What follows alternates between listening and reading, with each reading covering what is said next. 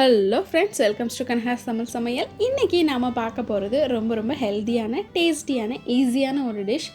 நுங்கு பாயசம் எப்படி செய்யலாங்கிறது தான் நான் உங்களுக்கு சொல்லித்தர போகிறேன். வாங்க வீடியோக்குள்ளே போகலாம்.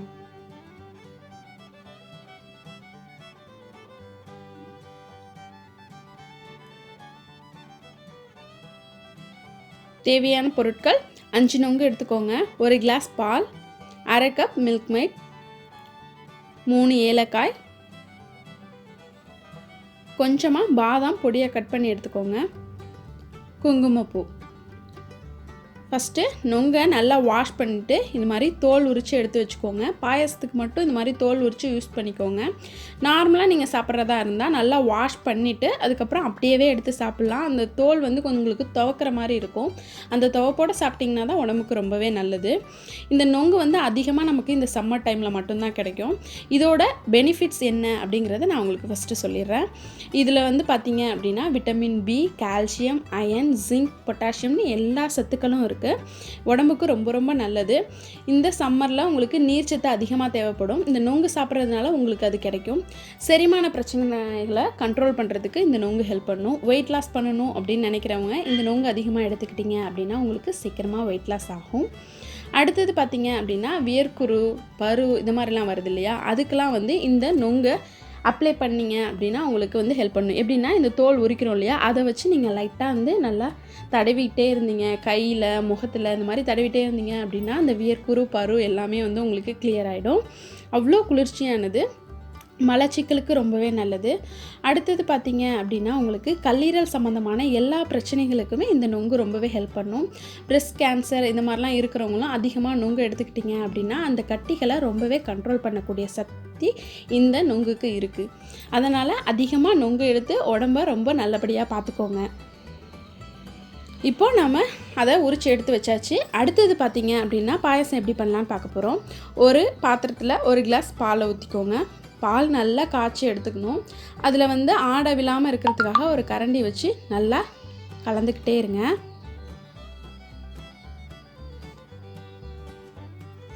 இந்த மாதிரி நீங்கள் கலந்துகிட்டே இருக்கும்போது ஆடை படியாமல் இருக்கும். பாயசம் சாப்பிடும்போது உங்களுக்கு ஆடை படிஞ்சிச்சு அப்படின்னா அது திப்பியாக அங்கங்கே இருக்கும். சாப்பிடும்போது என்னமோ மாதிரி இருக்கும். அதனால் இது மாதிரி மிக்ஸ் பண்ணிகிட்டே இருந்தீங்க அப்படின்னா அது ஆடை படியாமல் இருக்கும்.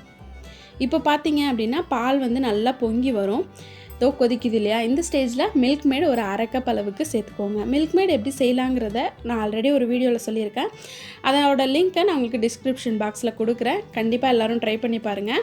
ரொம்பவே ஹெல்த்தியானது. இப்போ மில்க் மேட்டை சேர்த்ததுக்கப்புறம் பார்த்திங்க அப்படின்னா பால் வந்து கொஞ்சம் திக்னஸ் கொடுக்க ஆரம்பிக்கும். நல்லா இது மாதிரி கலந்துக்கிட்டே இருங்க. அடுத்து இதில் ஒரு 3 ஏலக்காய் நல்லா தட்டிட்டு போடுங்க. அப்போ தான் நல்ல ஃப்ளேவராக இருக்கும். கொஞ்சமாக குங்குமப்பூ, இது எல்லாத்தையும் சேர்த்து நல்லா மிக்ஸ் பண்ணுங்கள். நீங்கள் மிக்ஸ் பண்ணிகிட்டே இருக்கும்போது பால் நல்லா பொங்கி வரும். இதை வந்து நீங்கள் சட்டுன்னு பண்ணிடலாம். ரொம்ப டைம்லாம் ஆகாது. ரொம்ப ஈஸியானது, ரொம்ப ஹெல்த்தியானதுன்னு எடுத்துக்கலாம். ஏன்னா நுங்கு வந்து அவ்வளோ சத்து இருக்குது அதில். இப்போது பால் நல்லா பொங்கி வருது இல்லையா, இப்போ நீங்கள் அடுப்பை சிம்மில் வச்சுக்கோங்க. சிம்மில் வச்சுட்டு இதில் வந்து நாம் பாதாம் வந்து சேர்க்க போகிறோம். நம்ம பொடியாக கட் பண்ணி வச்சுருக்கோம் இல்லையா பாதாம், அதை வந்து இதில் சேர்க்க போகிறோம். நீங்கள் வந்து முந்திரியும் சேர்த்துக்கலாம், பிஸ்தா, இது மாதிரி எது உங்களுக்கு பிடிச்சிருக்கோ எல்லாமே சேர்த்துக்கலாம். நான் வந்து பாதாம் மட்டும் சேர்க்குறேன். பாதாமை சேர்த்துட்டு நல்லா கலந்து விடுங்க. கலந்து விட்டு திரும்ப ஒரு டைம் ஹையில் வச்சிங்க அப்படின்னா பால் நல்லா பொங்கி வரும்.